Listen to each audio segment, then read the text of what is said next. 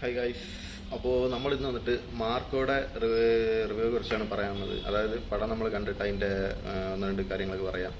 കാണാത്തവർ കാണുമല്ലോ, ഇനിയിപ്പോൾ കാണാൻ വേണ്ട നാലേജ് ചോദിക്കുന്നവരൊക്കെ കാണും. പക്ഷേ അടിപൊളി പടമാണ്. സംഭവം വന്നിട്ട് ഉണ്ണിമോന്തൻ്റെ ഒരു വെറൈറ്റി തിരിച്ചുവരവെന്ന് പറയാം. അത്രയ്ക്ക് നല്ലൊരു കംബാക്കാണ് തന്നിട്ടുള്ളത്.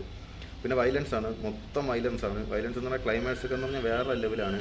ഫാമിലി എൻ്റർടൈൻമെൻറ്റ് എന്ന് പറയാൻ പറ്റില്ല.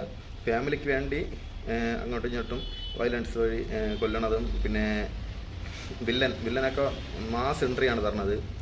അങ്ങനത്തെ ഒരു അടിപൊളി പടമാണ്. കേരളത്തിൽ ഈ ഒരു ഇടകാലത്ത് ഏകദേശം ഈ ഒരു സെറ്റപ്പിൽ ഇത്രയും വയലൻസ് ആയിട്ട് ഒരു പടം കണ്ടിട്ടില്ല. അത്രയ്ക്ക് മാസ് ഇതിലാണ്. ജോൺ വീക്കിൻ്റെ 2 എന്ന് പറയാം. അത്രയ്ക്ക് കിടുക്കാച്ചിയാണ് പടം ഇറങ്ങിയിട്ടുള്ളത്. പിന്നെ കാണാത്തവരുണ്ടെങ്കിൽ ജസ്റ്റ്, പക്ഷേ തിയേറ്ററിൽ പോയി തന്നെ കാണണം കേട്ടോ. മൊബൈലിൽ കാണുന്നതിനും തിയേറ്ററിൽ കാണുന്നതിനും നിറയെ വ്യത്യാസമുണ്ട്. തിയേറ്ററിൽ അതിൻ്റെ ബിജിഎമ്മും കാര്യങ്ങളൊക്കെ കാണണമെന്ന് പറഞ്ഞാൽ അത്രയ്ക്ക് എഫക്റ്റും കാര്യങ്ങളൊക്കെയാണ്. നമുക്ക് ആ ഒരു ഫീൽ കിട്ടണമെങ്കിൽ തിയേറ്ററിൽ പോയി തന്നെ കാണണം. അത്രയ്ക്ക് അടിപൊളിയായിട്ട് ക്രിയേറ്റ് ചെയ്തിട്ടുണ്ട്. പിന്നെ ഡയറക്ടറിനെ സമ്മതിക്കണം. കില്ലും ഒരാൾക്കാരെ കൊല്ലണതൊക്കെ എന്ന് പറഞ്ഞാൽ അത്രയ്ക്ക് സെറ്റപ്പായിട്ടാണ് ചെയ്തിരിക്കുന്നത്. അതായത് സ്റ്റോറി വന്നിട്ട് അങ്ങനെ ഞാൻ വലുതായിട്ട് പറയാനില്ല, എന്നാൽ നിങ്ങൾക്ക് വേണ്ടി ഞാൻ ജസ്റ്റ് മനസ്സിലാവാൻ കണക്കിന് വേണ്ടി പറയാം. അതായത് ഉണ്ണിമുദ്രാണ് അതിൽ മാർക്കോ. അപ്പോൾ മാർക്കോനെ വന്നിട്ട് സ്റ്റാർട്ടിങ്ങിൽ ഇവിടെ നിന്ന് മാറ്റും. വേറെ രാജ്യത്ത് ഇവിടെ കിടന്ന് എല്ലാ പ്രശ്നവും ഉണ്ടാക്കുന്നുണ്ട് പുള്ളിയെ മാറ്റി വെച്ചിരിക്കും. പക്ഷേ ഇവൻ്റെ ഒരു അനിയനെ യാദർശമായിട്ട് വില്ലൻ്റെ ആൾക്കാർ കൊല്ലും. അങ്ങനെ കൊല്ലുമ്പം ഇവൻ നാട്ടിൽ വരണതാണ്. നാട്ടിൽ നിന്ന് ഇവൻ്റെ അനിയനെ കൊല്ലണവന്മാരെ ഇവൻ റിവെഞ്ച് എടുക്കാൻ പോണ സമയത്ത് അതേപോലെ ട്വിസ്റ്റ് ഓപ്പോസിറ്റും ഉണ്ട്. ആ മെയിൻ വില്ലനെ ഇവ കൊല്ലും. അതായത് മെയിൻ വില്ലനായിട്ട് പറഞ്ഞത് നമ്മളെ മലയാളത്തിലുള്ള ഒരു പണ്ട് കോമഡി ആയിട്ട് അഭിനയിച്ച ജഗദീഷ് ആണെന്ന് പുള്ളിയാണ്. അപ്പോൾ വന്നിട്ട് പുള്ളിയെ കൊല്ലും. പക്ഷെ പുള്ളിയുടെ മോനും ഇതേപോലെ അണ്ടർഗ്രൗണ്ടിലാണ് ഫുൾ കൊലപാതകവും കാര്യങ്ങളെല്ലാം നടക്കുന്നത്. അവൻ്റെ അച്ഛനെ കൊല്ലണമുണ്ട്. അവൻ വരും, അവനാണ് മാസ് വില്ലൻ. അവൻ വന്ന് ഉണ്ണിമുദ്രൻ്റെ കുടുംബത്തിലുള്ള എല്ലാവരെയും കൊല്ലും. അതായത് പറഞ്ഞാൽ ഒരു പൊടി കൊച്ച് സഹിതം കംപ്ലീറ്റ് ആൾക്കാരെയും കൊല്ലും, ഗർഭിണി സഹിതം.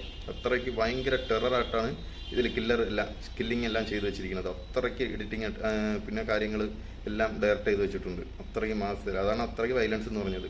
അതായത് ഒരു പൊടി കൊച്ചിന് പോലും സെൻറ്റിമെൻറ്റോ അങ്ങനത്തെ കാര്യമൊന്നുമില്ല. എല്ലാവരെയും കൊല്ലണ മൈൻഡ് സെറ്റാണ്. അതും കൊല്ലണമൊക്കെ എന്ന് പറഞ്ഞാൽ നമ്മൾ വേൾഡ്, അതായത് പറഞ്ഞാൽ ഈ എന്താ പറയുക, നമ്മൾ വേറെ ഈ ഇംഗ്ലീഷ് പടങ്ങളൊക്കെ കാണൂലേ, അതിലൊക്കെ മറ്റേ നമ്മൾ നരഭോജികളൊക്കെ പടം കാണില്ല, അത് അമ്മാതിരി തള്ളിയിരിക്കണേ. അങ്ങനെ തള്ളിയിട്ട് ഉണ്ണിമുന്തനെ ലാസ്റ്റ് ക്ലൈമാക്സ് എന്ന് പറയുന്നത് പുള്ളി വന്നിട്ട് റിവെഞ്ചിന് വേണ്ടി പോയി മെയിൻ വില്ലനെ ഫിനിഷ് ചെയ്യും, കൊല്ലും. അതേപോലെ ഒരു ആസിറ്റിലിട്ട് കൊല്ലും. അങ്ങനത്തെ ഒരു ഇതാണ് പടത്തിൻ്റെ മൊത്തം സ്റ്റോറി. ഇതിൽ സ്റ്റോറി എന്ന് പറയാൻ വലുതായിട്ടൊന്നുമില്ല. 2 കാര്യമേ ഉള്ളൂ. ഒന്ന് അനിയന് വേണ്ടി റിവെഞ്ച് എടുക്കും, 2 ഫാമിലിക്ക് വേണ്ടി റിവെഞ്ച് എടുക്കും. അവിടെ ഓപ്പോസിറ്റും അതേപോലെയാണ് വില്ലൻ. അവൻ്റെ അച്ഛന് വേണ്ടി റിവെഞ്ച് എടുക്കും, അവസാനം പുള്ളി മരിക്കും. ഇത്രയേ ഉള്ളൂ പടത്തിൻ്റെ സ്റ്റോറി.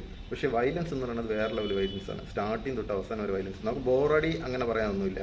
അതും ഒരു ലേഖവുമില്ല. ഞാൻ കണ്ടതിൽ എനിക്ക് ലേഖമായിട്ട് തോന്നിയില്ല. കാരണം സ്റ്റാർട്ടിങ് തൊട്ട് അവസാനം വരെ പടം തീരണത് നിങ്ങൾക്ക് തിയേറ്ററിൽ പോയി അതൊന്ന് കാണുമ്പോൾ മനസ്സിലാവും. പടം തീർന്നാലും നമുക്ക് അയ്യോ തീർന്നോ എന്നുള്ള ആ ഒരു ഫീല് കിട്ടും.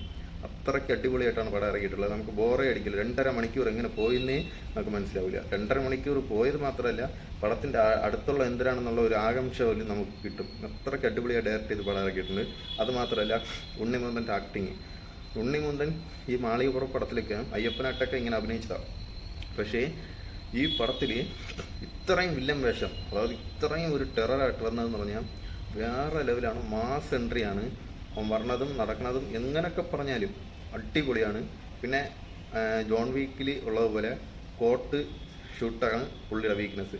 മരണത്തിന് പെയ്യാലും ഫൈറ്റിന് പെയ്യാലും വീട്ടിൽ നിന്നാലും എവിടെ ആയാലും ഇതാണ് പുള്ളി യൂസ് ചെയ്യണത്.